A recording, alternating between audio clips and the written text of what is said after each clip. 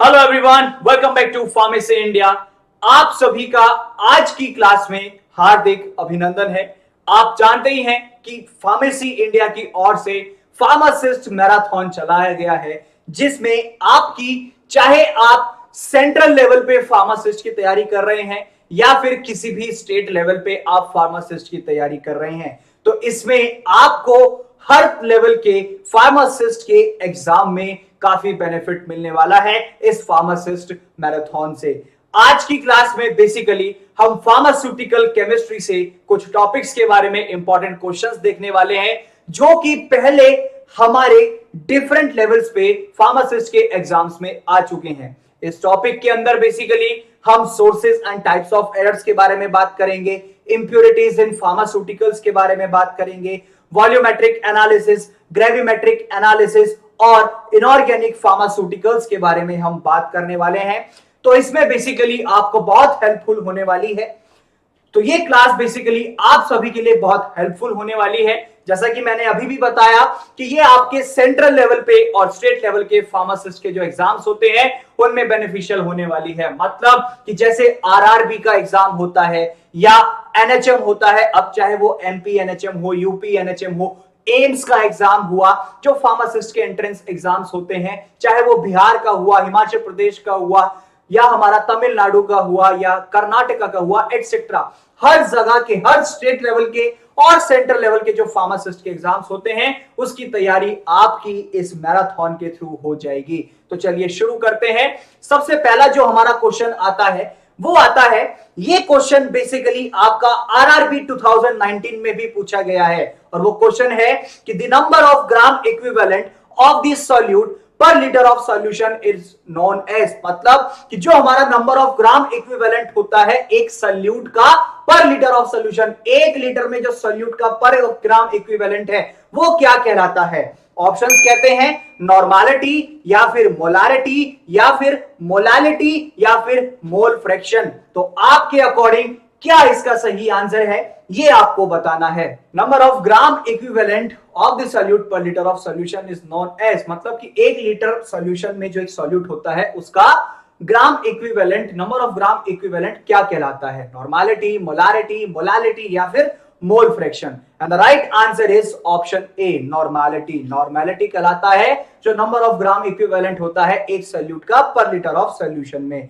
अब बात करते हैं बेसिकली जो नॉर्मालिटी होती है, इसमें बेसिकली हम मेजर करते हैं एक कंसंट्रेशन को जो कि ये बताती है कि जो नंबर ऑफ ग्राम इक्विवेलेंट होते हैं हमारे एक सॉल्यूट के पर लीटर ऑफ सॉल्यूशन में, यानी कि number of gram equivalent of solute per litre of solution, वो हमारा बेसिकली नॉर्मालिटी कहलाता है। जो एक ग्राम इक्विवेलेंट है उससे आप बेसिकली एक रिएक्टिव कैपेसिटी क्या होती है एक सब्सटेंस की उसका पता लगा लेते हैं, उसको आइडेंटिफाई कर लेते हैं और साथ ही साथ में आप ये भी पता लगा लेते हैं कि कितने नंबर ऑफ आयंस या फिर एक रिएक्टिव ग्रुप प्रेजेंट होते हैं एक पर्टिकुलर मॉलिक्यूल में, उसका पता चल जाता है। और साथ ही साथ जो बेसिकली हमारी नॉर्मालिटी होती है उसको हम कैपिटल एन सिंबल से डिनोट करते हैं। एन फॉर नेस्ट होता है ना, उसी से हम बेसिकली कैपिटल एन से नॉर्मालिटी को डिनोट करते हैं। आगे चलते हैं। नेक्स्ट क्वेश्चन कहता है number of gram mole of this solute per litre of solution is known as, मतलब कि जो एक नंबर ऑफ ग्राम मोल होता है हमारे सॉल्यूट का कितना पूरे एक लीटर सॉल्यूशन में, उसको हम क्या कहते हैं। ऑप्शंस कहते हैं नॉर्मालिटी कहते हैं या मोलालिटी कहते हैं या फिर मोलारिटी कहते हैं या मोल फ्रैक्शन कहते हैं। ध्यान दीजिएगा यहां पे है नंबर ऑफ ग्राम मोल, एक सॉल्यूट के पूरे एक लीटर सॉल्यूशन में उन्हें क्या कहते हैं, नॉर्मालिटी, मोलालिटी, मोलारिटी या फिर मोल फ्रैक्शन। तो आपके अकॉर्डिंग क्या सही आंसर होगा ये आपको बताना है। चलिए सही आंसर देखते हैं कि करेक्ट आंसर क्या है। And the right answer is option C, molarity. Molarity में बेसिकली नंबर ऑफ ग्राम जो मोल होते हैं हमारे एक सॉल्यूट के पूरे एक लीटर सॉल्यूशन में उसको हम मोलारिटी कहते हैं। जो मोलारिटी होती है इसमें हम बेसिकली कंसंट्रेशन का पता लगाते हैं एक सॉल्यूट का जो कि एक सॉल्यूशन के अंदर होता है, और हम ये कह सकते हैं कि जो नंबर ऑफ मोल्स होते हैं सॉल्यूट के पर लीटर ऑफ सॉल्यूशन में उसको क्या कहा जाता है, उसको हम मोलारिटी कहते हैं। साथ ही साथ आगे चलें तो बेसिकली इसको हम रिप्रेजेंट करते हैं, डिनोट करते हैं सिंबल एम से। एम फॉर मंकी होता है ना, तो जो कैपिटल एम है उसको हम डिनोट करते हैं मोलारिटी से। आगे चलते हैं, नेक्स्ट क्वेश्चन कहता है, ये क्वेश्चन आपका इसरो फार्मासिस्ट में आ चुका है, ध्यान से सुनिएगा। Third edition of IP was reconstituted under the chairmanship of, जो थर्ड एडिशन आया था हमारा इंडियन फार्माकोपिया का, वो बेसिकली किसके चेयरमैनशिप के अंडर आया था? ऑप्शंस कहते हैं बी एन घोष के, या फिर बी मुखर्जी के, या आर एन चोपड़ा के, या फिर नित्यानंद के। तो इन चारों ऑप्शंस में से कौन सा ऑप्शन करेक्ट है ये आपको बताना है। थर्ड एडिशन, तीसरा एडिशन जो था हमारा इंडियन फार्माकोपिया का, वो किसकी चेयरमैनशिप के अंडर आया था? बी एन घोष के, बी मुखर्जी के, आर एन चोपड़ा के, या नित्यानंद जी के? तो जो करेक्ट आंसर है वो है हमारा ऑप्शन डी, नित्यानंद जी के अंडर चेयरमैनशिप के बेसिकली थर्ड एडिशन आया था हमारा इंडियन फार्माकोपिया का। अब मैं आपको बता देता हूं कि पहला इंडियन फार्माकोपिया किसकी चेयरमैनशिप के अंडर आया था। फर्स्ट फार्माकोपिया हमारा 1955 में आया था डॉक्टर बी एन घोष की चेयरमैनशिप के अंडर। सेकंड 1966 में आया था डॉक्टर बी मुखर्जी के अंडर। थर्ड एडिशन 1985 में आया डॉक्टर नित्यानंद के अंदर। फोर्थ एडिशन भी हमारा 1996 में आया डॉक्टर नित्यानंद के अंडर। और फिफ्थ एडिशन जो आया बेसिकली 2007 में, जिसमें 2006 30 अक्टूबर तक प्रसन्न होता हमारे बेसिकली चेयरमैन थे, और उसके बाद 31 अक्टूबर 2006 से mister Naresh Dayal basically chairman बन गए थे इस कमेटी के। तो इसीलिए ये दो चेयरमैनशिप के अंडर आया है। नेक्स्ट है सिक्स्थ एडिशन 2010 में जो आया था डॉक्टर पी के प्रधान जी के। सेवेंथ एडिशन 2014 में आया, जिसमें फरवरी 2014 तक मिस्टर केशव देसीराज चेयरमैन थे, और फरवरी 2014 के बाद से basically mister love Verma chairman बने थे। तो इन दो चेयरमैनशिप के अंडर बेसिकली दो चेयरमैन के अंडर ये सेवेंथ एडिशन आया था। और एट्थ एडिशन 2018 में आया था डीपीएल साहा जी के अंडर में, तो उनकी चेयरमैनशिप के अंडर में। तो ये हमारे आईपी जो है बेसिकली इंडियन फार्माकोपिया कब कब किसके चेयरमैनशिप के अंडर आया उसके बारे में हमने जाना। नेक्स्ट क्वेश्चन आता है, Indian pharmacopoeia is published by, Indian pharmacopoeia को कौन पब्लिश करता है? ऑप्शंस कहते हैं इंडियन फार्माकोपिया कमीशन, जिसे हम शॉर्ट फॉर्म में आईपीसी कहते हैं, या फिर इंडियन फार्माकोपिया कमेटी, या फिर आईपीएस, या फिर none of the above. Indian pharmacopoeia को कौन पब्लिश करता है ये बेसिकली पूछा गया है। Indian pharmacopoeia commission, Indian pharmacopoeia committee, IPS, या फिर नन ऑफ द अबव। तो जो करेक्ट आंसर है वो है option A, Indian pharmacopoeia commission basically publish करता है किसको? आपके आईपी को, जिसे हम इंडियन फार्माकोपिया कहते हैं बेसिकली। नेक्स्ट क्वेश्चन कहता है, which one acts as haematinic agent. अभी ऑप्शंस रखूंगा, उसमें से आपको बताना है कि कौन सा ऐसा ऑप्शन है जो ह्यूमैनिटेनिक एजेंट के तौर पर काम करता है। ऑप्शंस कहते हैं फेरस सल्फेट, या फिर फेरस फ्यूमरेट, या फिर दोनों ही, बोथ ए एंड बी, या फिर नन ऑफ दीज, इन तीनों में से कोई नहीं। Which one acts as haematinics agent, मतलब कि हिमाटेनिक एजेंट के तौर पर कौन काम करता है? फेरस सल्फेट, फेरस फ्यूमरेट, या फिर दोनों, या फिर कोई भी नहीं। तो जो करेक्ट आंसर है वो है ऑप्शन सी, यानी कि जो हिमाटेनिक एजेंट है वो फेरस सल्फेट भी काम करेगा उसकी तरह, और फेरस फ्यूमरेट की भी।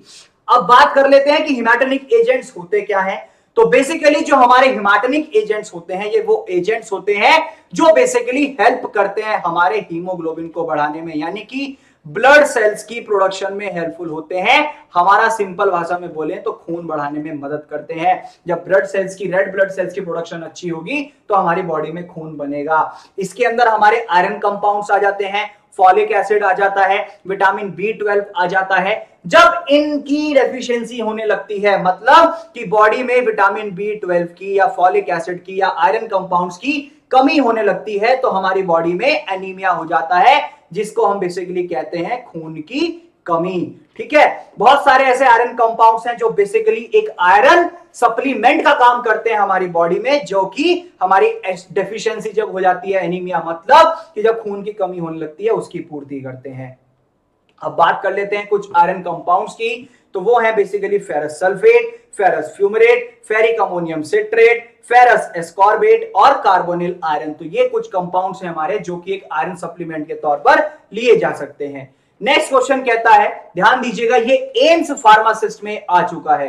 क्वेश्चन कहता है, zero before a non zero digit और after a decimal is not considered as, मतलब कि नॉन जीरो डिजिट से पहले अगर जीरो है या फिर एक पॉइंट के बाद जीरो है, उसको हम क्या नहीं मानते हैं? सिग्निफिकेंट फिगर नहीं मानते, डेसिमल पॉइंट नहीं मानते, या होल नंबर नहीं मानते, या नॉन न्यूमेरिकल नहीं मानते। इन चार ऑप्शंस में से कौन सा ऑप्शन करेक्ट है ये आपको बताना है। तो बच्चा लोग, इसका जो सही आंसर है वो है हमारा ऑप्शन ए, सिग्निफिकेंट फिगर।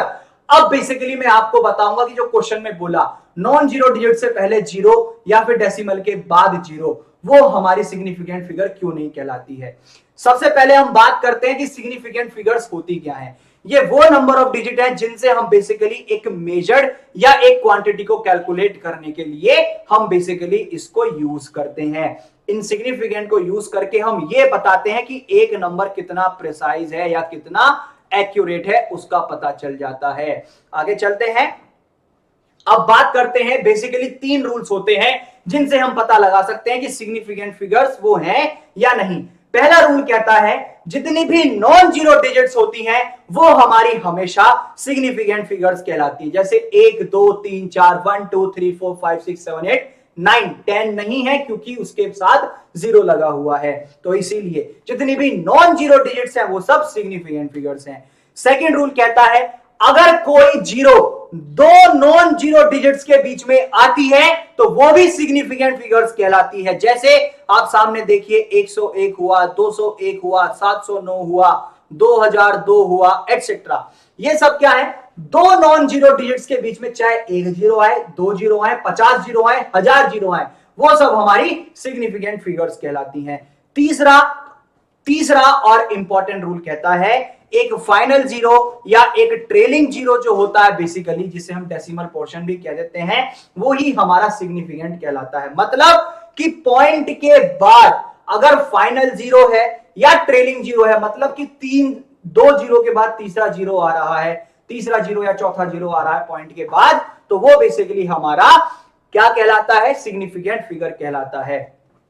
अब जैसे आप देख सकते हैं 118.760 फाइनल जीरो है तो दैट मींस कि सिग्निफिकेंट है। अब सेकंड नंबर में देखिए 567.0001 तो मतलब कि तीन लगातार जीरो आ गई, दैट मींस कि ट्रेलिंग जीरोस। तो इसी तरीके से बेसिकली हमारे ये तीन सिंपल रूल्स कहते हैं जो कि सिग्निफिकेंट फिगर्स होते हैं। कुछ एग्जांपल्स ले लेते हैं। अब जैसे 12.548 है तो यहां पर 5 सिग्निफिकेंट फिगर हैं क्योंकि सबकी सब नॉन जीरो डिजिट्स हैं। नेक्स्ट आ जाते हैं 0.00335, इसमें कितनी सिग्निफिकेंट फिगर है? इसमें 3 है क्योंकि पॉइंट के बाद ट्रेलिंग जीरो नहीं है और ना ही फाइनल जीरो है, इसीलिए। नेक्स्ट क्वेश्चन कहता है 504.70, इसमें 5 सिग्निफिकेंट फिगर्स हैं क्योंकि पॉइंट के बाद फाइनल जीरो आ रहा है। और नेक्स्ट कहता है 4000, तो इसमें बेसिकली दो तरीके से बन सकता है। 4000 है तो एक सिग्निफिकेंट फिगर भी ठीक है, और दूसरा आप लिख सकते हैं 4.000 इंटू 10⁻³ तो इसमें आपकी इस तरीके से 4 सिग्निफिकेंट फिगर्स बन जाएंगे क्योंकि पॉइंट के बाद ट्रेलिंग जीरो और फाइनल जीरो आ रहा है, दैट मींस कि इसमें 4 सिग्निफिकेंट फिगर्स हैं। आगे चलते हैं। नेक्स्ट क्वेश्चन कहता है phenolphthalein is used as indicator is, मतलब फिनोल्फथालीन को हम एक इंडिकेटर के तौर पर यानी कि एक सूचक के तौर पर कहां पर इस्तेमाल करते हैं? एसिड बेस टाइट्रेशन में, कॉम्प्लेक्सोमेट्रिक टाइट्रेशन में, प्रेसिपिटेशन टाइट्रेशन में, या रिडॉक्स टाइट्रेशन में। इन चार ऑप्शंस में से कौन सा ऑप्शन करेक्ट है ये आपको बताना है। फिनोल्फथालीन एक इंडिकेटर यानी कि बेसिकली सूचक जो कि ये बताएगा कि हमारी रिएक्शन कंप्लीट हो गई है या नहीं। कैसे? वो बेसिकली कलर चेंज कर देगा उस पर्टिकुलर रिएक्शन का। तो ये बेसिकली फिनोल्फथालीन हमारा एसिड बेस टाइट्रेशन में यूज किया जाता है। कैसे? बेसिकली अब मैं आपको बताता हूं एसिड बेस टाइट्रेशन होती क्या है। इन टाइट्रेशन के अंदर बेसिकली न्यूट्रलाइजेशन रिएक्शन होता है एसिड और बेस के बीच में, तभी इसका नाम एसिड बेस टाइट्रेशन है। जहां पर बेसिकली हम बेस को स्टैंडर्ड सॉल्यूशन मानते हैं एसिड का, उसे हम एसिडिमेट्री कहते हैं। एग्जांपल सोडियम बाइकार्बोनेट या फिर सोडियम हाइड्रोक्साइड, मतलब कि बेस में हमने एक स्टैंडर्ड सॉल्यूशन यूज किया एसिड का। अब उल्टा कर देते हैं कि जहां पर बेसिकली हम एसिड यूज कर रहे हैं एक बेस को स्टैंडर्ड सॉल्यूशन मान के एज अ टाइट्रेंट, उसे हम कह देते हैं एल्काइलिमेट्री। जैसे कि बोरिक एसिड का हमने एग्जांपल लिया या अमोनियम क्लोराइड का, मतलब कि उल्टा हो रहा है। बेस एसिड में तो हम बेस को स्टैंडर्ड सॉल्यूशन मान रहे हैं, ठीक है, और बेसिकली जहां पर हम जो है एसिड को स्टैंडर्ड सॉल्यूशन मान रहे हैं बेस में, वो हमारा एल्काइलिमेट्री होता है। अब बात करते हैं इंडिकेटर्स की, तो मिथाइल ऑरेंज यूज करते हैं, फिनोफ्थलीन यूज करते हैं, मिथाइल रेड यूज करते हैं, ब्रोमोथाइमोल ब्लू यूज करते हैं, या फिर ब्रोमोफेनॉल ब्लू यूज करते हैं। तो ये सब हमारे क्या है, हमारे इंडिकेटर्स हैं। अब बात करते हैं types of acid base titration. Acid base titration चार तरीके की होती हैं, strong acid, strong base, weak acid, strong base, strong acid और वीक बेस, और वीक एसिड वीक बेस। ये बेसिकली चार तरीके के हमारे एसिड बेस टाइट्रेशंस होते हैं, जहां पर इंडिकेटर्स हमारे बेसिकली फिनोफ्थलीन यूज होता है, वीक एसिड स्ट्रॉन्ग बेस में भी फिनोफ्थलीन यूज होता है, और स्ट्रॉन्ग एसिड वीक बेस में हमारा मिथाइल रेड या फिर मिथाइल ऑरेंज यूज किया जाता है। नेक्स्ट क्वेश्चन कहता है aluminium hydroxide gel is an dash compound and acts as an ideal buffer at range 3 to 5। Aluminium hydroxide एक बेसिकली ऐसा कंपाउंड है जो कि एक आइडियल बफर की तरह काम करता है, जहां पर पीएच रेंज हमारा 3 to 5 होता है। तो वो एम्फीप्रोटिक है या फिर एम्फोटेरिक है या फिर एम्फीपैथिक है या फिर एम्फोलाइट्स है। तो इन चारों ऑप्शंस में से कौन सा ऑप्शन करेक्ट है ये आपको बताना है, जहां पर एल्यूमिनियम हाइड्रोक्साइड जेल बेसिकली एक ऐसा कंपाउंड है जो कि बेसिकली एक आइडियल बफर की तरह काम करता है, जहां पर पीएच रेंज हमारा 3 to 5 होता है, जिसका आंसर है हमारा ऑप्शन बी एम्फोटेरिक। अब बेसिकली मैं आपको एक रीजन देता हूं, जो एल्यूमिनियम हाइड्रोक्साइड जेल होता है उसकी प्रॉपर्टीज की बात करें तो ये सफेद रंग का व्हाइट कलर का पाउडर होता है, विस्कस सस्पेंशन, चिपचिपा सस्पेंशन होता है, जिसमें स्मॉल अमाउंट में हमारा वाटर भी यूज होता है, जो कि सेपरेट हो जाता है जब आप उसे रखकर छोड़ देते हैं। अगर आप हीट करेंगे तो एल्यूमिनियम ऑक्साइड और वाटर जो है बेसिकली डिकम्पोज हो जाएंगे। यूजेस की बात करें तो एल्यूमिनियम हाइड्रोक्साइड को बेसिकली हम एक इंटेस्टाइनल टॉक्सीमिया के लिए यूज करते हैं, जब हमारे इंटेस्टाइन में टॉक्सिसिटी हो जाती है। साथ ही साथ एल्यूमिनियम हाइड्रोक्साइड जो है बेसिकली फॉस्फेट को एक्सक्रीट करता है, जिसकी वजह से एक कारण बन जाता है कि फॉस्फेट हमारा डिप्लीट होने लगता है, और उसी सेम रीजन पर कभी कभार ओकेजनली जो है बेसिकली हम उसको फॉस्फेट रीनल स्टोन्स में भी यूज करते हैं। कहां पर, फॉस्फेट रीनल स्टोन्स में भी, जब हमारे रीनल स्टोन्स यानी कि किडनी में जब हमारी पथरी हो जाती है उसमें भी यूज किया जाता है। नेक्स्ट क्वेश्चन कहता है इसको बेसिकली हम एक एंटासिड के तौर पर यूज करते हैं जब पैप्टिक अल्सर्स हो जाते हैं, पेट में छाले हो जाते हैं, जलन होती है, गैस्ट्राइटिस हो जाती है, ईसोफेगाइटिस हो जाती है, हमारे जो खाने की नली होती है उसमें जलन होने लगती है, एसिड बहुत ज्यादा बनने लगता है, तो ये बेसिकली एक एड्सॉर्बेंट की तरह काम करता है। आगे चलते हैं। नेक्स्ट क्वेश्चन कहता है one of the following is not part of monogram. अब कुछ ऑप्शंस दूंगा, चार ऑप्शंस, उसमें से आपको बताना है कि वो एक मोनोग्राफ का पार्ट नहीं है। ऑप्शंस कहते हैं एसे, मॉलिक्यूलर फॉर्मूला, या फिर स्टोरेज, या फिर नन ऑफ द अबव। चारों ऑप्शंस में से कौन सा ऑप्शन मोनोग्राफ का पार्ट नहीं होता है? And the right answer is none of the above, क्योंकि एसे भी मोनोग्राफ का पार्ट है, मॉलिक्यूलर फॉर्मूला भी है और स्टोरेज भी है। अब आपको एक रीजन देता हूं, एसे क्या होता है। ये एक ऐसा फार्मास्यूटिकल मोनोग्राफ होता है जिसमें बेसिकली हम क्वांटिटेटिव एनालिसिस करते हैं एक पर्टिकुलर स्पेसिफिक कंपोनेंट का, या फिर जो हमारा एपीआई होता है या एक हमारा एक्टिव इंग्रेडिएंट होता है उस पर्टिकुलर फार्मास्यूटिकल प्रोडक्ट में ही। ये हमें एक ऐसी इंफॉर्मेशन देता है कि जो एक कंसंट्रेशन या एक पोटेंसी होती है किसी भी एक्टिव इंग्रेडिएंट की, तो उससे हमें ये पता चलता है, हम ये पता कर लेते हैं कि जो प्रोडक्ट है वो एक स्पेसिफाइड क्वालिटी, यानी कि जो एक डिजायर्ड प्रोडक्ट हमें चाहिए उस तरीके का क्वालिटी प्रोडक्ट हमें मिलेगा या नहीं मिलेगा। नेक्स्ट आ जाते हैं मॉलिक्यूलर फॉर्मूला पे। जो मॉलिक्यूलर फॉर्मूला है कंपाउंड का, बेसिकली वो ये रिप्रेजेंट करता है कि वो कौन से टाइप का है और कितने नंबर ऑफ एटम्स उसके अंदर होते हैं उस पर्टिकुलर कंपाउंड में। ये एक एसेंशियल पार्ट है हमारे मोनोग्राफ का, जो कि मदद करता है हमें आइडेंटिफाई यानी कि खोज करना, ढूंढने में, और हमें यह पता लगाने में कि जो केमिकल स्ट्रक्चर होता है एक एक्टिव इंग्रेडिएंट का या कंपाउंड का जिसे हमें एनालाइज करना है, उसका पता लगा देते हैं। नेक्स्ट क्वेश्चन कहता है chemical formula of ferrous fumarate. एक फेरस फ्यूमरेट का, जो कि एक हिमाटेनिक एजेंट होता है, उसका केमिकल फॉर्मूला क्या है?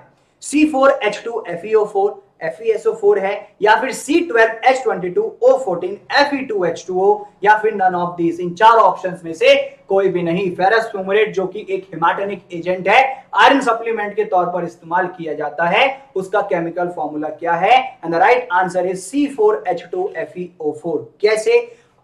ये बेसिकली इसका फेरस फ्यूमेट का केमिकल फॉर्मूला है। अब फेरस फ्यूमेट के बारे में बात करते हैं। फेरस फ्यूमेट एक रेडिश ऑरेंज से रेडिश ब्राउन कलर का फाइन पाउडर होता है, जो कि बेसिकली उसके अंदर एक मुलायम सी सॉफ्ट सी गांठें होती हैं, जो कि एक येलो स्ट्रीक प्रोड्यूस करती हैं जब आप उसको तोड़ते हैं, क्रश करते हैं।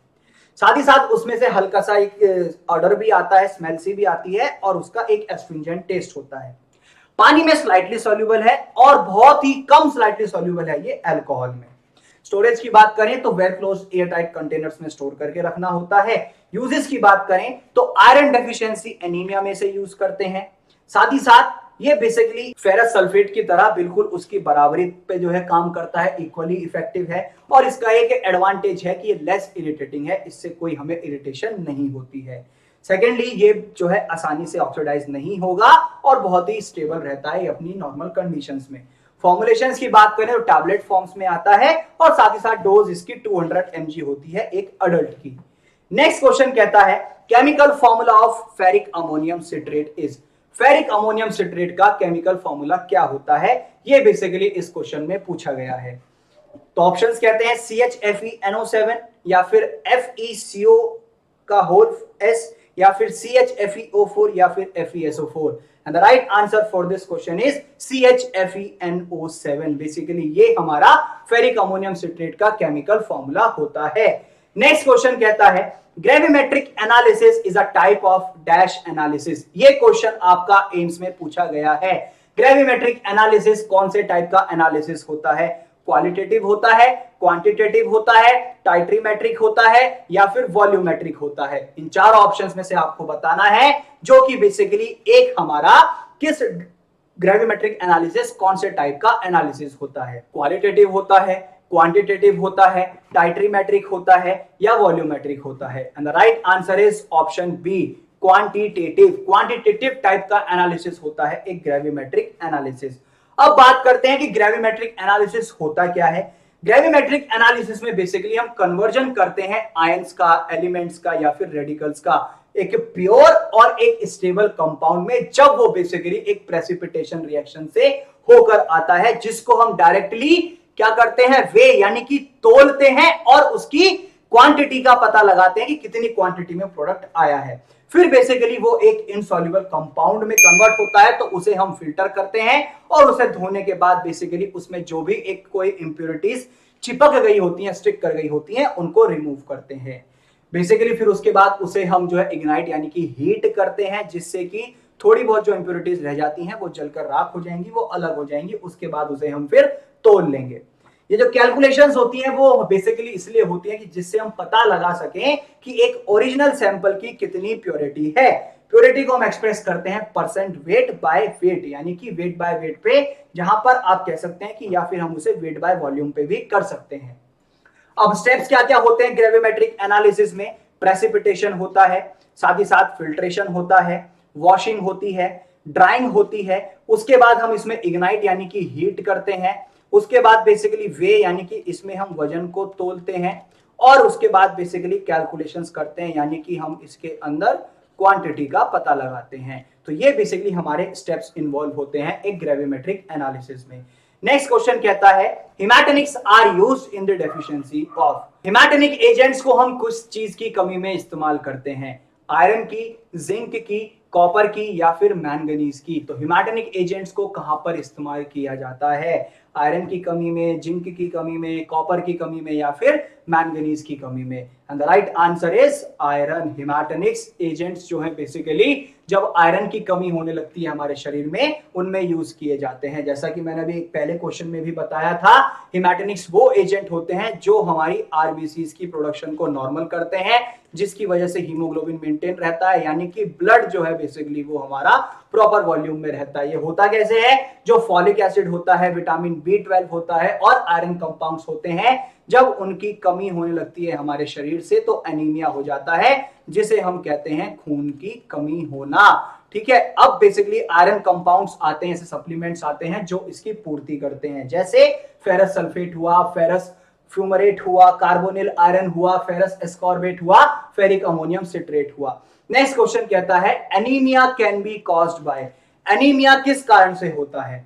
जब एक्सेसिव ब्लड लॉस होता है तब, या फिर जब एक्सेसिव ब्लड फॉर्मेशन होती है तब, या फिर बोथ ए एंड बी, या फिर नन ऑफ दीज। एनीमिया किन कारण से हो सकता है? तो and the right answer is option C, यानी कि जब ब्लड लॉस बहुत ज्यादा होता है तब भी, और जब ब्लड फॉर्मेशन बहुत ज्यादा होता है तब भी। अब बेसिकली जो एनीमिया है एक ऐसी मेडिकल कंडीशन है जिसमें हम ये कहते हैं कि जो आरबीसीज होती हैं, रेड ब्लड सेल्स होती हैं, उनकी प्रोडक्शन कम होने लगती है, डिक्रीज हो जाती है, जिसकी वजह से हीमोग्लोबिन भी बॉडी के अंदर कम हो जाता है। हीमोग्लोबिन एक प्रोटीन होता है हमारी आरबीसीज में जो कि ऑक्सीजन को कैरी करता है लंग से बॉडी टिश्यूज तक, और उसको ट्रांसपोर्ट करेगा एक कार्बन डाइऑक्साइड यानी कि CO2 में, कहां से? टिश्यूज से हमारे लंग्स तक एक्सलेशन के लिए। एनीमिया से बेसिकली होता क्या है कि ऑक्सीजन कैरिंग कैपेसिटी जो होती है ब्लड में वो कम होने लगती है, जिसकी वजह से बहुत सारे सिम्टम्स और हेल्थ कॉम्प्लिकेशंस होने लगते हैं। जैसे कुछ कॉमन सिम्टम्स होते हैं कि हमें थकान बहुत ज्यादा हो जाएगी, हमें जो है बेसिकली हमारा जो चेहरा है या हमारी जो स्किन है वो पीली पड़ने लगेगी, हल्की फीकी होने लगेगी, हमारी सांसें छोटी हो जाएंगी, साथ ही साथ हमें इरेगुलर हार्ट बीट्स हो जाएंगी, रैपिड हार्ट बीट्स, या तो हार्ट बीट्स बढ़ जाएंगी या घट जाएंगी। तो ये कुछ कॉमन सिम्टम्स होते हैं। नेक्स्ट क्वेश्चन कहता है the colour of dried ferrous sulphate IP is, जो ड्राइड फेरस सल्फेट होता है उसका बेसिकली कलर कैसा होता है? ग्रेइश व्हाइट से बफ होता है, या ग्रीन होता है, या फिर ग्रीनिश ब्लू होता है, या फिर नन ऑफ दीज। इन तीनों में से कोई नहीं है। The right answer is option A, greyish white to buff colour का होता है। फेरस सल्फेट में बेसिकली हम बात करें तो फेरस सल्फेट हमारा पेल कलर का, ब्लूइश ग्रीन कलर का, या ट्रांसपेरेंट कलर के इसके क्रिस्टल्स या फिर ग्रैन्यूल्स होते हैं। साथ ही साथ में ये अडरलेस होता है और एक सलाइन एस्ट्रिंजेंट टेस्ट इसका होता है। अगर हम बात करें, अगर इसे हम ड्राई करते हैं तो उसके अंदर से वाटर ऑफ क्रिस्टलाइजेशन कम होने लगता है, जिसकी वजह से वो सफेद पड़ जाता है उसके अंदर, क्योंकि मॉइस्चर हट जाता है। साथ ही साथ में ये मॉइस्ट एयर में जिसमें नमी होती है उसमें रेडिली ऑक्सीडाइज हो जाएगा, जिसकी वजह से ब्राउनिश येलो से एक बेसिक फेरिस सल्फेट में ये टर्न हो जाएगा। साथ ही साथ ये पानी में आसानी से डिसॉल्व हो जाता है, लेकिन अल्कोहल में इनसॉल्युबल रहता है। नेक्स्ट क्वेश्चन कहता है dash denotes the difference between measured and true value. एक ऐसी चीज है बेसिकली ऑप्शंस में जो आपको बताना है कि वो ये बताती है कि वो एक डिफरेंस है मेजर्ड और ट्रू वैल्यू का। वो क्या है? वो डिफरेंस है, या वो मिस्टेक है, या फिर वो इनएक्यूरेसी है, या फिर वो एरर है। हम फार्मास्यूटिकल्स की बात कर रहे हैं, तो मेजर्ड और ट्रू वैल्यू में बेसिकली डिफरेंस बता दे वो क्या चीज है जो कि डिनोट करती है इस चीज को। डिफरेंस है, मिस्टेक है, इनएक्यूरेसी है, या फिर एरर है। And the right answer is option D, error, यानी कि गलती। अब हम बात करें एरर्स क्या होती है फार्मास्यूटिकल्स में, तो हम सिंपल वर्ड्स में उसे कह देते हैं एक मिस्टेक, यानी कि एक गलती। अब बेसिकली होता क्या है, इसमें हम ये कहते हैं कि जो एनालिटिकल प्रोसीजर फॉलो करते हैं, इंस्ट्रूमेंट्स हम यूज करते हैं एनालिसिस में, उसमें मिस्टेक हो जाती है, गलती हो जाती है, जिसकी वजह से प्रोडक्ट हमारा ठीक नहीं बनता। अब टाइप ऑफ एरर्स में दो टाइप की एरर्स होती हैं, डिटर्मिनेट और साथ ही साथ हमारी इनडिटर्मिनेट। डिटर्मिनेट एरर जो होती है ये वो एरर्स हैं जो कि बेसिकली हमारी जानी पहचानी होती हैं और उनको कंट्रोल कर सकते हैं, जैसे इंस्ट्रूमेंट एरर्स या पर्सनल एरर्स। और एक होती हैं इनडिटर्मिनेट एरर्स, ये बेसिकली रैंडम एरर्स होती हैं जो एकदम आ जाती हैं, जो कि अनकंट्रोलेबल होती हैं। हम उन्हें कंट्रोल नहीं कर सकते, काबू नहीं कर सकते उनके ऊपर, और ना ही ये हमें पता होती हैं। फ्लक्चुएशंस होते हैं वेरिएबल्स में, जिसकी वजह से हमारा जो एक एक्सपेरिमेंटल रिजल्ट होता है वो अफेक्ट हो जाता है। अब बात करें कि सोर्सेस क्या क्या हो सकते हैं एरर्स के, तो इंस्ट्रूमेंटल एरर हो जाता है, जैसे कि मशीन एरर्स हुआ या वेइंग एरर्स हुआ। इसी तरीके से रॉ मटेरियल एरर्स, यानी कि जो हम बेसिकली इंग्रेडिएंट्स यूज करते हैं उनमें कुछ कमी हो सकती है। रिएजेंट एरर हो सकता है, जो रिएजेंट्स हम यूज करते हैं वो भी एरर्स क्रिएट कर सकते हैं। फाइनल प्रोडक्ट एरर, जो फाइनल प्रोडक्ट हमारा बनके आया है जिसमें हमारा पूरा बैच ही एरर्स में कहलाएगा और एक हमारा इनएप्रोप्रिएट रिजल्ट आ जाएगा। स्टोरेज एरर बेसिकली जैसे स्टोरेज कंटेनर एरर्स हुए और ट्रांसपोर्ट एरर्स हुए। मैनुअल एरर्स की बात करें तो उसके अंदर नॉलेज की कमी होती है due to lack of knowledge. आगे चलते हैं। Which one of the following is not a type of error? ऐसे कौन सी चीज है जो कि हमारा एक एरर का टाइप नहीं है? ऑप्शंस हैं सिस्टमैटिक एरर, या फिर रैंडम एरर, या फिर ग्रॉस एरर, या फिर सिग्निफिकेंट फिगर एरर। तो मतलब कि एक ऐसी एरर है हमारे इन ऑप्शंस में जो कि एक एरर का टाइप ही नहीं है। तो वो सिस्टमैटिक एरर है, रैंडम एरर है, ग्रॉस एरर है, या फिर सिग्निफिकेंट एरर है। इन चारों ऑप्शंस में से कौन सा ऑप्शन करेक्ट है ये आपने बताना है, and the correct answer is systematic error. अब हम बात करेंगे कि सिस्टमैटिक एरर क्या होते हैं। फार्मास्यूटिकल इंडस्ट्री में बेसिकली एक हमारा कंसिस्टेंट या फिर जो रिकरिंग डेविएशन होता है एक ट्रू वैल्यू का, या हम कह सकते हैं कि एक एक्यूरेट मेजरमेंट का हमारे एक्सपेरिमेंटल डेटा में, जिसकी वजह से हमारा जो एक्सपेरिमेंटल सेटअप है या इक्विपमेंट है या प्रोसीजर है वो अफेक्ट हो जाता है, तो वो सिस्टमैटिक एरर कहलाता है। अनलाइक जैसे रैंडम एरर्स होती हैं उनमें मैग्नीट्यूड और डायरेक्शंस, और उसकी वजह से काफी बार तो वो कैंसिल भी हो जाता है जितने भी हम उसके अंदर मल्टीपल मेजरमेंट्स लाते हैं। सिस्टमैटिक एरर जो है कंसिस्टेंटली अफेक्ट करती है हमारी मेजरमेंट्स को एक पर्टिकुलर डायरेक्शन में ही, जिसकी वजह से आगे जाके इनएक्यूरेसी हो जाती है और रिजल्ट में बायसनेस भी आ जाती है। नेक्स्ट क्वेश्चन कहता है the difference between calculated value and accepted real value is known as. जो डिफरेंस होता है एक कैलकुलेटेड वैल्यू में और एक एक्सेप्टेड रियल वैल्यू में, वो हमारा बेसिकली क्या कहलाता है? तो वो प्रिसीजन कहलाता है, या वो एक्यूरेसी कहलाता है, या वो अप्रोक्सीमेट कहलाता है, या वो डिफरेंस कहलाता है। मतलब कि कैलकुलेटेड और एक्सेप्टेड रियल वैल्यू के बीच का जो डिफरेंस है वो क्या कहलाता है? And the right answer is option B, यानी कि एक्यूरेसी। जो एक कैलकुलेटेड वैल्यू और एक्सेप्टेड रियल वैल्यू का डिफरेंस बताता है वो एक्यूरेसी कहलाता है। हमारी फार्मास्यूटिकल केमिस्ट्री में जो क्लोजनेस होती है एक एक्सपेरिमेंटल मेजरमेंट्स की या रिजल्ट, जिसमें हम या तो उसे सच्चा मानते हैं या हम एक्सेप्ट कर लेते हैं एक वैल्यू को, उस पर्टिकुलर सब्सटेंस की प्रॉपर्टी को, कंसंट्रेशन को या क्वालिटी को, वो एक्यूरेसी कहलाती है। दूसरे वर्ड्स में एक्यूरेसी हमारी एक सटीकता बताती है कि कितनी एक मेजर्ड वैल्यू जो कॉरस्पेंड है उस एक्चुअल वैल्यू के, वो कितनी जो है हमारे लिए एक एक्यूरेट है, कितनी सही है अंडर आइडियल और एरर फ्री कंडीशंस में। साथ ही साथ जो एक्यूरेट मेजरमेंट्स होते हैं वो हमारे सिस्टमैटिक एरर्स और रैंडम एरर्स से फ्री होते हैं, उनमें इन तरीके की कोई भी दिक्कत कह सकते हैं आप या फिर कोई प्रॉब्लम नहीं होती है, जिसकी वजह से वो एक ट्रस्टवर्दी डेटा होता है और रिलायबल भी होता है। नेक्स्ट क्वेश्चन कहता है Which one of the following is not a rule for identifying significant figure? अब मैं बेसिकली आपके सामने ऑप्शंस रखूंगा, वो एक रूल है एक ऐसा जो कि सिग्निफिकेंट फिगर कहलाने के लायक नहीं है, मतलब कि हम सिग्निफिकेंट फिगर्स उससे नहीं निकाल सकते हैं। Trailing zeros after a decimal point are significant, या फिर leading zeros are consider significant, या फिर zero between two non zero digits are significant, या फिर non zero digits are significant. तो इन ऑप्शंस में से कौन सा ऑप्शन करेक्ट है ये आपको बताना है, and the right answer is leading zeros are consider significant. मतलब जो लीडिंग जीरोस होती हैं, जो लीड कर रही होती हैं जीरोस को, वो हमारा सिग्निफिकेंट फिगर कहलाता है। मैंने आपको पहले भी बताया था जो डिजिट्स हमारी सिग्निफिकेंट होती हैं वो कौन सी होती हैं, जितनी भी नॉन जीरो डिजिट्स होती हैं वो हमारी हमेशा सिग्निफिकेंट होती हैं, जैसे 1 2 3 4। दो नॉन जीरो डिजिट्स के बीच का जो जीरो होता है वो भी सिग्निफिकेंट कहलाता है, जैसे 101 305 709। और एक फाइनल जीरो या ट्रेलिंग जीरो किसी भी डेसिमल के बाद, वो हमारा सिग्निफिकेंट कहलाता है। एग्जांपल्स भी आपको दिए थे, जैसे हमने दिया था 4000 का, तो एक सिग्निफिकेंट फिगर है, और आप ये भी कह सकते हैं कि उसके अंदर 4 भी हैं। अगर 4.33 अगर 4.30 लगा दोगे 4.000 इंटू 10⁻³ तो जब 4 सिग्निफिकेंट फिगर्स बन जाएंगे। नेक्स्ट क्वेश्चन कहता है which one of the following is not a method use for quality control. अब 4 ऑप्शंस दूंगा, आपको बताना है कि उससे हम क्वालिटी कंट्रोल मेथड को नहीं पता लगा सकते हैं।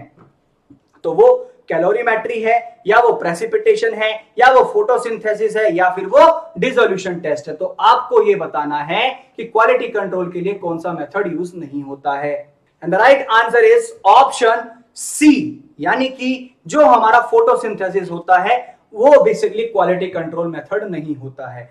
अब बात कर लेते हैं कि क्वालिटी कंट्रोल मेथड्स होते क्या क्या हैं। डिसोल्यूशन टेस्टिंग होता है, बिल्कुल ठीक। फिजिकल टेस्ट होते हैं, माइक्रोबायोलॉजिकल टेस्टिंग होती है, स्टेरिलिटी टेस्टिंग होती है, पोटेंसी एसेज होते हैं, स्टेबिलिटी टेस्टिंग होती है, विजुअल इंस्पेक्शन होता है, कैलिब्रेशन होता है, एक्सेट्रा। तो ये सब क्या है हमारे, ये क्वालिटी कंट्रोल मेथड्स होते हैं। नेक्स्ट क्वेश्चन कहता है dash water is free from organic impurities. एक ऐसा वाटर जिसमें ऑर्गेनिक इंप्योरिटीज नहीं होती हैं। तो वो टैप वाटर होता है, वो डीमिनरलाइज्ड वाटर होता है, वो डिस्टिल्ड वाटर होता है, या फिर none of the above. And the right answer is option B, demineralised water, क्योंकि इसके अंदर किसी भी तरीके की कोई भी ऑर्गेनिक इंप्योरिटीज नहीं होती हैं।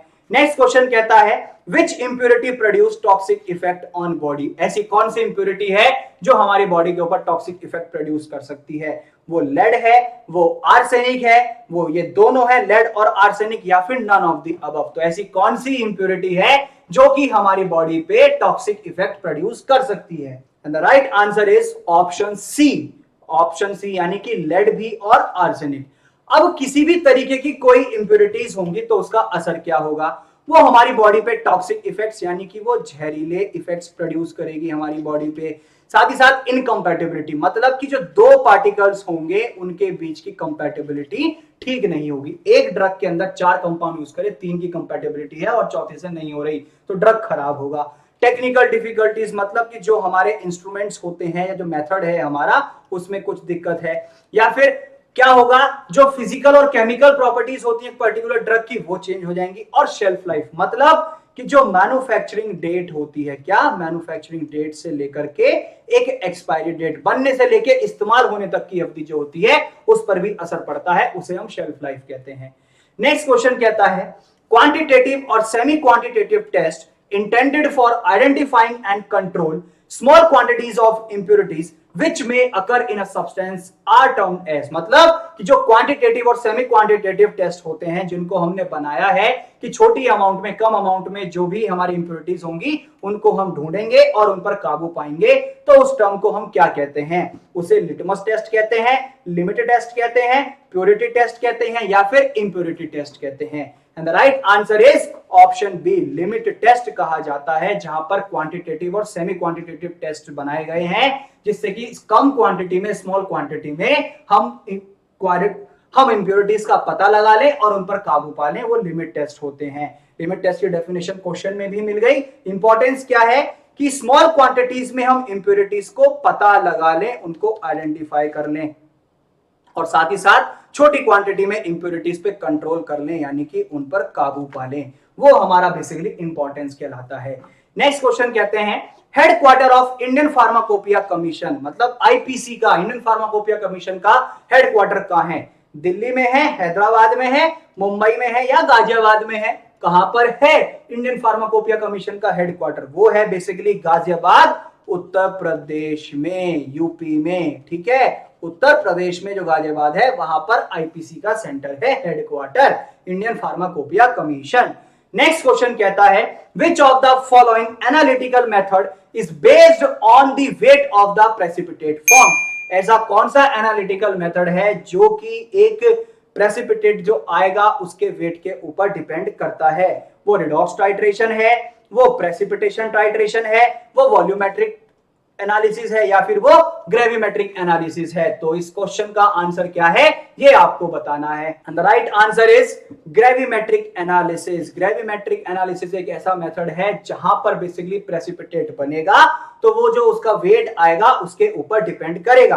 ग्रेविमेट्रिक एनालिसिस में मैंने आपको बताया ही था कि जितने भी हमारे रेडिकल्स होते हैं, एलिमेंट्स होते हैं, आयंस होते हैं, एक स्टेबल कंपाउंड बनता है और एक प्योर कंपाउंड बनता है। जब एक प्रेसिपिटेशन रिएक्शन हो जाता है फिर आप उसको वे करते हैं और उसकी क्वांटिटी का पता लगाते हैं।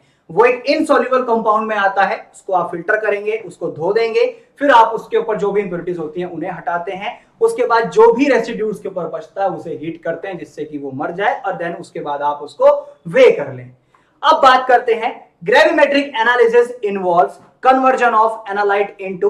ग्रेविमेट्रिक एनालिसिस में जो एनालाइट का कन्वर्जन होता है वो किस में होता है, कि वो एक प्रेसिपिटेट बन सके वहां पर, या फिर एक इनसॉल्युबल सब्सटेंस बन सके, या फिर दोनों ही, ऑप्शन ए और बी, या फिर फॉर्मेशन हो सके एक हमारे सॉल्युबल सॉल्ट की। तो वो कौन सा ऑप्शन है जो कि इस क्वेश्चन के लिए करेक्ट है।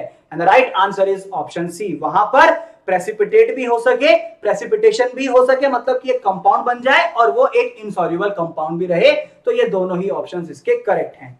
सॉल्युबिलिटी को हम किस में एक्सप्रेस करते हैं, ग्राम्स पर मिलीलीटर में, मोल्स पर मिलीलीटर में, या फिर दोनों, बोथ ए एंड बी, या फिर मोल्स पर लीटर में। सॉल्युबिलिटी किस में एक्सप्रेस की जाती है, and the right answer is moles per litre. Moles per litre में सॉल्युबिलिटी को एक्सप्रेस किया जाता है। सॉल्युबिलिटी में बेसिकली हमारी जो मोल्स पर लीटर होते हैं उसके यूनिट्स का पता लगाते हैं, या फिर इन शॉर्ट हम मोलारिटी जिसे कैपिटल एम से डिनोट करते हैं। इसमें जो मैक्सिमम अमाउंट होता है हमारे सॉल्यूट का वो डिसॉल्व हो जाता है एक गिवन अमाउंट में उस पर्टिकुलर सॉल्वेंट का एक स्पेसिफिक टेम्परेचर और प्रेशर पे, तब हमें पता चल पाता है। सॉल्युबिलिटी बहुत इंपॉर्टेंट प्रॉपर्टी है एक केमिस्ट्री में, जो कि मदद करती है ये समझने के लिए कि एक सब्सटेंस का बिहेवियर कैसा है डिफरेंट कंडीशंस में और डिफरेंट सॉल्वेंट्स में। नेक्स्ट क्वेश्चन कहता है which is correct sequence of steps in gravimetric analysis. कौन सा ऑप्शन है जो कि ग्रेविमेट्रिक एनालिसिस के स्टेप्स को डिफाइन करता है, फिल्ट्रेशन, डाइजेशन, वॉशिंग, या फिर डाइजेशन, फिल्ट्रेशन, वॉशिंग, या फिर डाइजेशन, वॉशिंग और फिल्ट्रेशन, या फिर फिल्ट्रेशन, वॉशिंग और डाइजेशन। इन चारों ऑप्शंस में से कौन सा ऑप्शन करेक्ट है, and the right answer is option B. पहले डाइजेशन होगा, फिर फिल्टर करेंगे और फिर धो देंगे। अब मैं आपको बताता हूं करेक्ट सीक्वेंस क्या होता है, जो कि स्टेप्स हैं। पहले प्रेसिपिटेशन होगा, उसके बाद फिल्ट्रेट करेंगे, फिर आप वॉश करेंगे, फिर आप ड्राई करेंगे, उसके बाद आप उसे हीट करेंगे, इग्नाइट करेंगे, फिर आप उसको वे कर लेंगे और फिर कैलकुलेशन करेंगे कि कितनी प्योरिटी आई है। अब नेक्स्ट क्वेश्चन कहता है which of the following is porous medium for separation of precipitate from liquor. मतलब कि ऐसा कौन सा बेसिकली हमारा पोरस मीडियम है जिसमें हम सेपरेट करते हैं प्रेसिपिटेट को लिकर से। तो वो फिल्टर पेपर है, या वो गाउच क्रूसिबल है, या फिर सिंटर्ड ग्लास क्रूसिबल है, या फिर ऑल ऑफ दीज। इन चारों ऑप्शंस में से कौन सा ऑप्शन करेक्ट है वो आपको बताना है, and the right answer is all of these. Basically filter paper भी, गाउच क्रूसिबल भी और सिंटर ग्लास क्रूसिबल भी। नेक्स्ट क्वेश्चन कहता है pure water is not used as wash liquid because it carries out. जो प्योर वाटर होता है उसे हम बेसिकली एक वॉश लिक्विड के तौर पर इस्तेमाल नहीं करते। क्यों? या तो उसमें को प्रेसिपिटेशन होता है, या पोस्ट प्रेसिपिटेशन होता है, या फिर पेप्टाइजेशन होता है, या फिर कोएगुलेशन होता है, and the right answer is option C, peptization. बेसिकली जो पेप्टाइजेशन होता है ये एक ऐसा फिनोमिना है जहां पर जितने भी फाइनली डिवाइडेड प्रेसिपिटेट्स होते हैं वो सब बैठ जाते हैं, या फिर उनको हम सेपरेट कर सकते हैं एक सॉल्यूशन से जो कि रीडिस्पर्स हो जाएंगे, और साथ ही साथ वो एक कोलोइडल सस्पेंशन में फिर से वहीं रहेंगे जब आप उन्हें वॉश कर देंगे तब भी। इस एनालिटिकल केमिस्ट्री के कॉन्टेक्स्ट में या फिर केमिकल सेपरेशंस में जो पेप्टाइटेशन है बेसिकली वो हमारा एक अनइंटेंडेड रीडिस्पर्जन होता है एक पर्टिकुलर प्रेसिपिटेट का जब आप एक वॉशिंग प्रोसेस फॉलो करते हैं। इससे बेसिकली क्या होता है, एनालाइट जो हमारे सेपरेट या प्यूरिफाइड होने होते हैं उनकी कमी हो जाती है, वो लॉस हो जाते हैं। नेक्स्ट क्वेश्चन कहता है precipitation and volatilization are the types of. Precipitation और वोलेटिलाइजेशन किसके टाइप हैं? कंडक्टोमेट्री के हैं, ग्रेविमेट्रिक के हैं, प्रेसिपिटेशन टाइट्रेशन के हैं, या फिर नन ऑफ दीज। इन चारों ऑप्शंस, इन तीनों ऑप्शंस में से कोई नहीं। And the right answer for this question is gravimetric analysis. Precipitation और वोलेटिलाइजेशन ग्रेविमेट्रिक एनालिसिस का पार्ट है। नेक्स्ट क्वेश्चन कहता है colloidal particle too small to be separated in which type of process. Colloidal particle इतने छोटे होते हैं कि उनको हम कौन से टाइप के प्रोसेस में सेपरेट करते हैं? फिल्ट्रेशन से, ड्राइंग से, सैचुरेशन से, या फिर ऑल ऑफ दीज। तो जो राइट आंसर है वो है ऑल ऑफ दीज। फिल्टर से भी बेसिकली कोलॉइडल पार्टिकल्स को हम कर सकते हैं क्या? सेपरेट। ड्राइंग से भी और सैचुरेशन से भी। फिल्ट्रेशन में कोलॉइडल पार्टिकल इतने छोटे होते हैं कि उनको इफेक्टिवली सेपरेट किया जा सकता है जब हम ट्रेडिशनल फिल्ट्रेशन मेथड्स फॉलो करेंगे। साथ ही साथ जो ड्राइंग है, कोलॉइडल पार्टिकल्स इतने छोटे हैं कि उसमें हम कभी कभी जो सस्पेंडेड पार्टिकल्स होते हैं वो वहीं रह जाते हैं उस पर्टिकुलर सॉल्वेंट या मीडियम में। तो बिना उनको बिठाए, बिना उनके सेटल आउट हुए हम मिक्सचर को छोड़ देते हैं जिससे कि वो ड्राई हो सके, और इस तरीके से जो लार्ज पार्टिकल्स हैं उनको अलग किया जा सकता है। सैचुरेशन में बेसिकली जो एक पॉइंट है हमारा सॉल्वेंट का जहां पर वो और सॉल्यूट्स को डिसॉल्व नहीं कर सकता है, उस टाइम पर बेसिकली हम सेपरेशन कर सकते हैं कोलॉइडल पार्टिकल्स का। नेक्स्ट क्वेश्चन कहता है chemical formula of ferrous fumarate. Ferrous fumarate का केमिकल फॉर्मूला क्या है? फेरस फ्यूमरेट का केमिकल फॉर्मूला क्या है? And the right answer is C4H2FeO4, C12H14 FeO12, C12H22O14 Fe2H2O या फिर FeSO4। And the right answer is C4H2FeO4। ये बिल्कुल ठीक आंसर है किसका, फेरस फ्यूमेरेट का। थोड़ी देर पहले स्टार्टिंग में भी एक क्वेश्चन आया था इसी तरीके का, तो फेरस फ्यूमेरेट के बारे में हम जानते ही हैं। बात कर लेते हैं इसके यूजेस की। तो बेसिकली आयरन डेफिशिएंसी एनीमिया में यूज किया जाता है। फेरस सल्फेट की तरह ये भी बहुत इफेक्टिव होता है। ये लेस इरिटेशन प्रोवाइड करेगा, मतलब इतना इरिटेटिंग नहीं होता, और साथ ही साथ ये ऑक्सीडाइज बहुत जल्दी नहीं होगा, इसीलिए स्टेबल रहता है। नेक्स्ट फॉर्मुलेशंस आप जानते हैं कि टैबलेट फॉर्म में आता है और डोज 200 mg होती है। नेक्स्ट क्वेश्चन कहता है कि दूसरा नाम क्या है फेरस सल्फेट का। The other name of ferrous sulphate is green vitriol है, या फिर फेरिसल्टी है, या फिर फेरस सॉर्बिटामेट है, या फिर हेमाटोनिक एजेंट है। तो फेरस सल्फेट का दूसरा नेम क्या है, वो है ग्रीन वाइट्रियोल। ये बेसिकली ग्रीन विट्रियोल जो है फेरस सल्फेट का दूसरा नाम है। नेक्स्ट क्वेश्चन कहता है another name of carbonyl iron. Carbonyl iron का दूसरा नाम क्या है, वो है आयरन पेंटाकार्बोनिल, या फिर फेरस सल्फेट, या फिर फेरस एस्कॉर्बेट, या फिर फेरस फ्यूजिमाइरेट। तो बेसिकली जो करेक्ट आंसर है वो है iron pentacarbonyl. Iron pentacarbonyl is the another name of carbonyl iron. अब बेसिकली बात करते हैं नेक्स्ट क्वेश्चन की, जो कि कहता है formula of iron pentacarbonyl. Iron पेंटाकार्बोनिल का फॉर्मूला क्या होता है, FeSO4, FeCO का होल 5, या फिर FeCO3, या फिर FeOH2। And the correct answer is FeCO5 यानी कि ऑप्शन बी। ये आयरन पेंटाकार्बोनिल का दूसरा नाम होता है।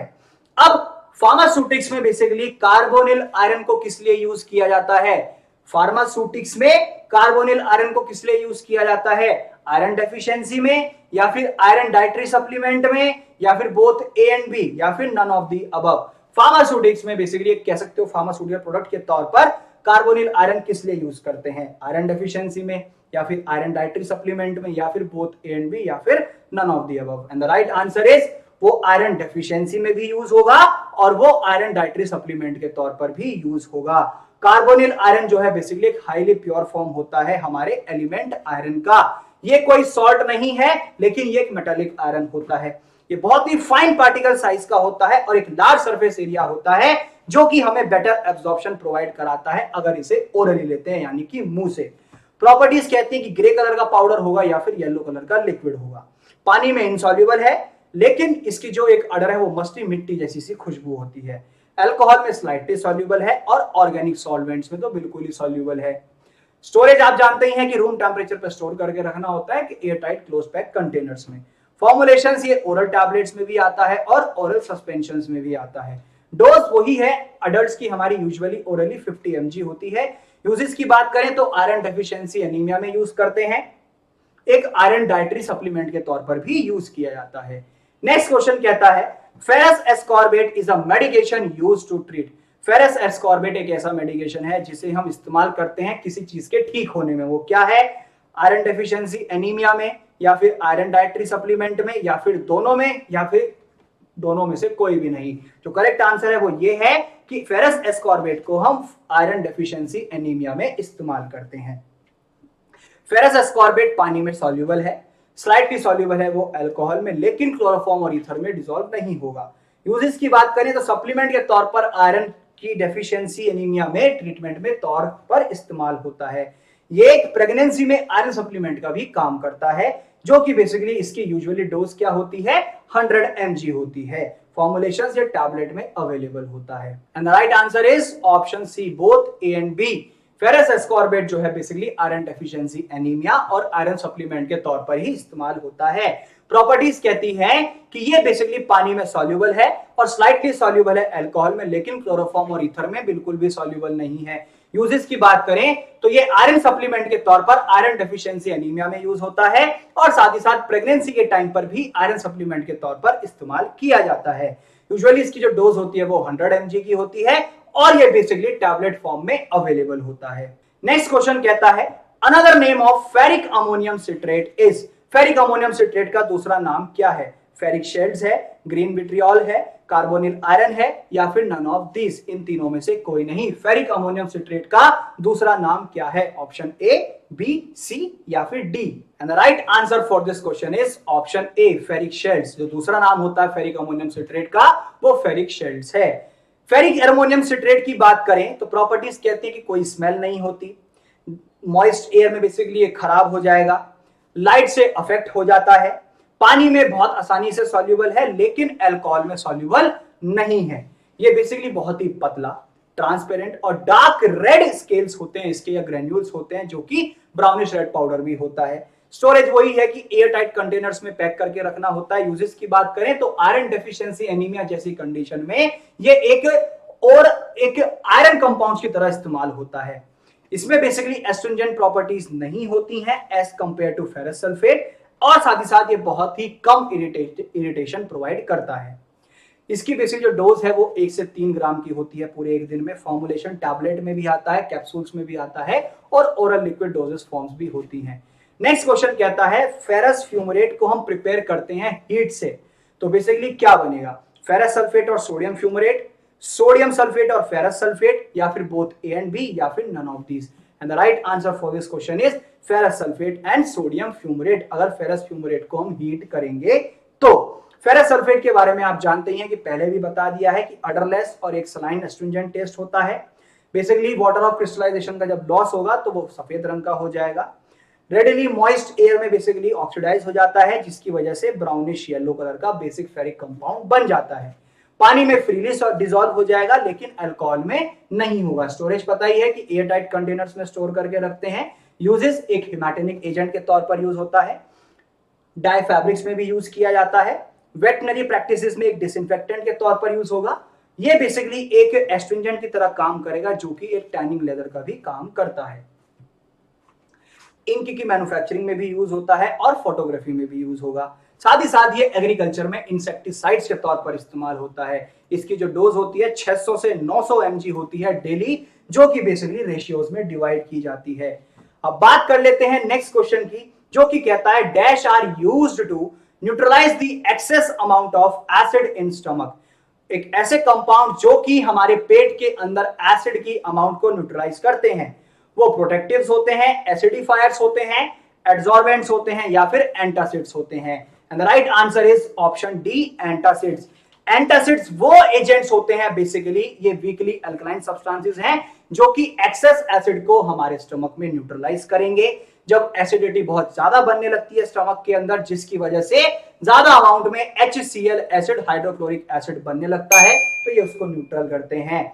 साथ ही साथ जब एसिड ज्यादा बनने लगेगा तो उसकी वजह से हमें जो है जी मिचलाने लगेगा, उल्टियां आएंगी, खट्टी खट्टी डकारें आएंगी, गैस्ट्रिक म्यूकोसल का इरोजन भी होगा, तो वो बहुत लंबे समय तक रहता है, जिसकी वजह से पेप्टिक अल्सर, इसोफेगाइटिस या गैस्ट्राइटिस हो जाता है।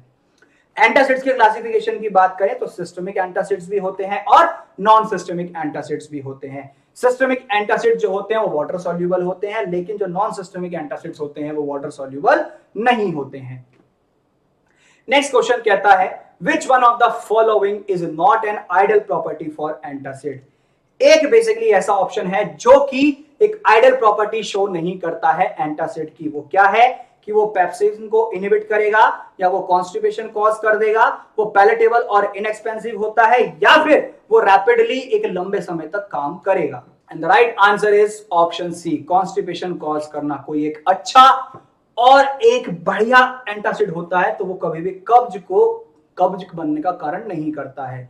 आइडियल प्रॉपर्टीज जो होती हैं एक एंटासिड की, वो एसिड को न्यूट्रलाइज करेंगे, साथ ही साथ पीएच को बैलेंस करेंगे, लंबे समय तक काम करते हैं, तुरंत काम करते हैं, rapid onset, minimal side effects होते हैं, साथ ही साथ बहुत आसानी से इस्तेमाल कर सकते हैं, कोई सिस्टमिक एब्जॉर्प्शन भी नहीं होता, और फूड और ड्रिंक्स के साथ वो कंपैटिबल होते हैं।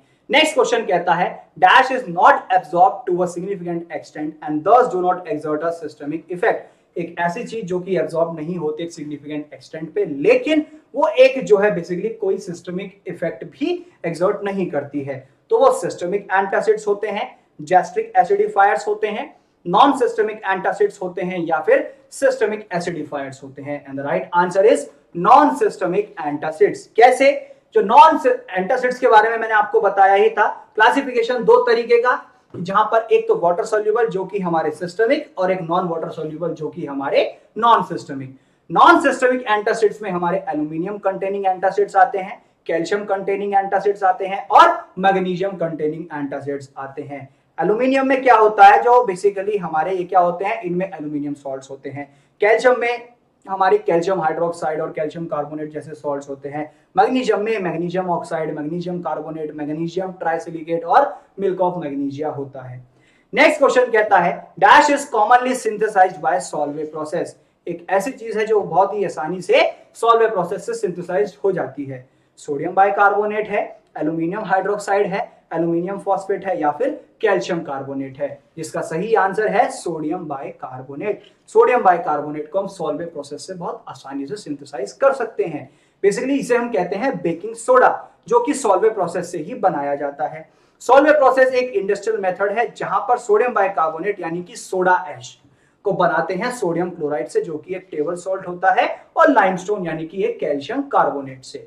सोडियम बाइकार्बोनेट एक इंटरमीडिएट प्रोडक्ट होता है हमारे इस प्रोसेस में। ठीक है, इस चीज पर ध्यान दीजिएगा बच्चा लोग। नेक्स्ट क्वेश्चन आता है, ये क्वेश्चन हमारा आरआरबी में आ चुका है और साथ ही साथ ये क्वेश्चन जो है बेसिकली हमें राजस्थान फार्मासिस्ट में भी देखने को मिला था।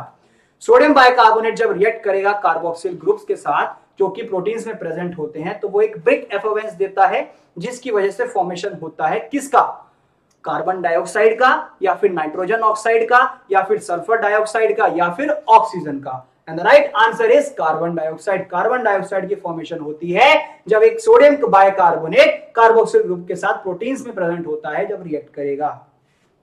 बेसिकली सोडियम बाइकार्बोनेट यानी कि NaCO3 उसको हम क्या कहते हैं, बेकिंग सोडा, जो कि कार्बोक्सिल ग्रुप के साथ रिएक्ट करेगा प्रोटीन्स की प्रेजेंट में, तो वो कार्बन डाइऑक्साइड पर बेसिकली फॉर्मेशन कर देता है।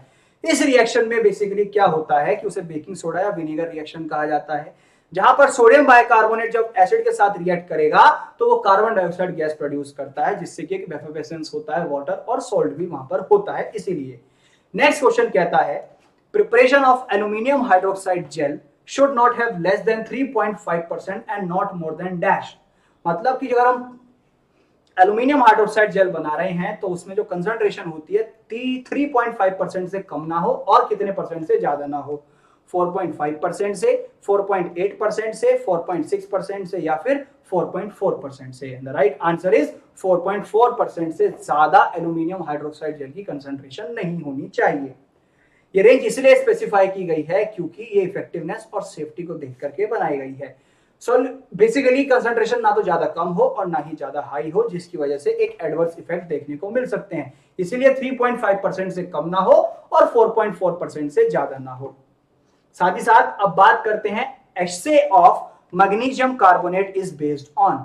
मैग्नीशियम कार्बोनेट का एसे किसके ऊपर बेस्ड है, वो प्रेसिपिटेशन टाइट्रेशन पे है, वो कॉम्प्लेक्सोमेट्रिक टाइट्रेशन पे है, वो रिडॉक्स टाइट्रेशन पे है या फिर एसिड बेस्ड टाइट्रेशन पे है। तो वो कौन से टाइट्रेशन के ऊपर बेस्ड है ये हमको बताना है। And the right answer for this question is complexometric titration. Basically जो मैग्नीशियम कार्बोनेट का एसे होता है वो कॉम्प्लेक्सोमेट्रिक टाइट्रेशन के ऊपर बेस्ड है।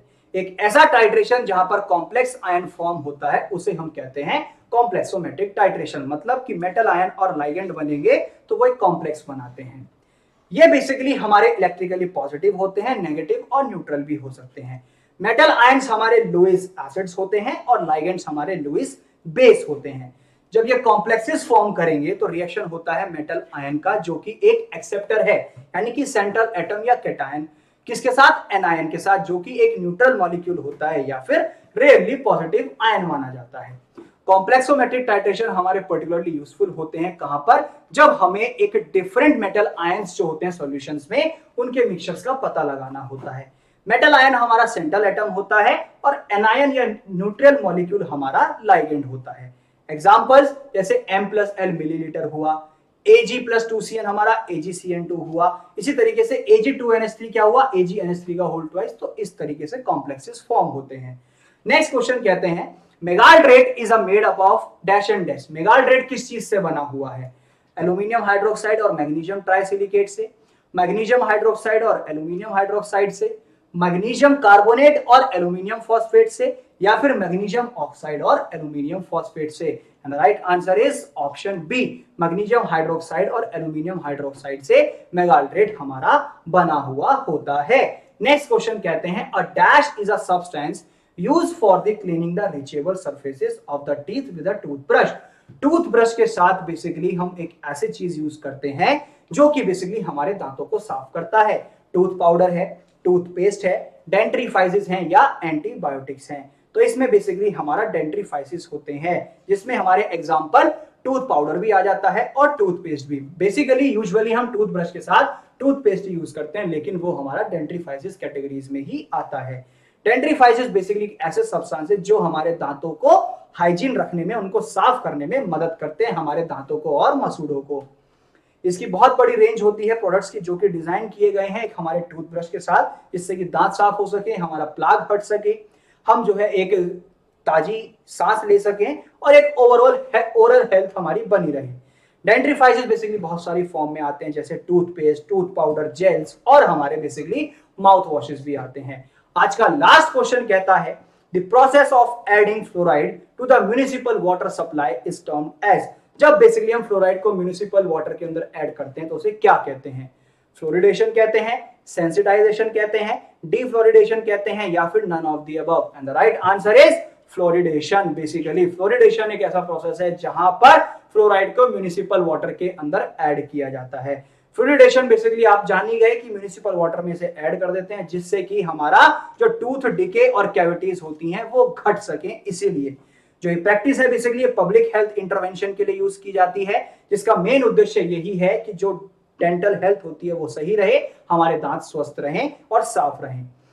अगर हम एडिशन जो करते हैं फ्लोराइड का वो कंट्रोल करेंगे और वाटर बेसिकली हमारा जो है एक हमारे दांतों के इनेमल को मजबूत करेगा, जिसकी वजह से हमारे वो एसिड के उसमें भी एक रेजिस्टेंट अटैक शो करेंगे। तो ये थे बेसिकली हमारा फार्मास्यूटिकल केमिस्ट्री से कुछ टॉपिक्स जो कि एक फार्मासिस्ट मैराथन में आपके लिए हेल्पफुल होने वाले हैं। तो ये जो बेसिकली हमारी फार्मासिस्ट मैराथन सीरीज है, इससे बेसिकली आपको हर लेवल के फार्मासिस्ट एग्जाम में हेल्प मिलने वाली है, चाहे वो सेंट्रल लेवल हो या वो किसी भी स्टेट लेवल का फार्मासिस्ट का एग्जाम हो। आई होप आपको आज के क्वेश्चन समझ आए होंगे और आपको बेसिकली कॉन्सेप्ट भी पता चला होगा कि बेसिकली जो क्वेश्चंस हैं उनका जो आंसर है उनका बेसिकली रीजन क्या है। तो इसी तरीके से बने रहिए फार्मेसी इंडिया के साथ, क्योंकि डरने की है क्या बात जब फार्मेसी इंडिया है आपके साथ।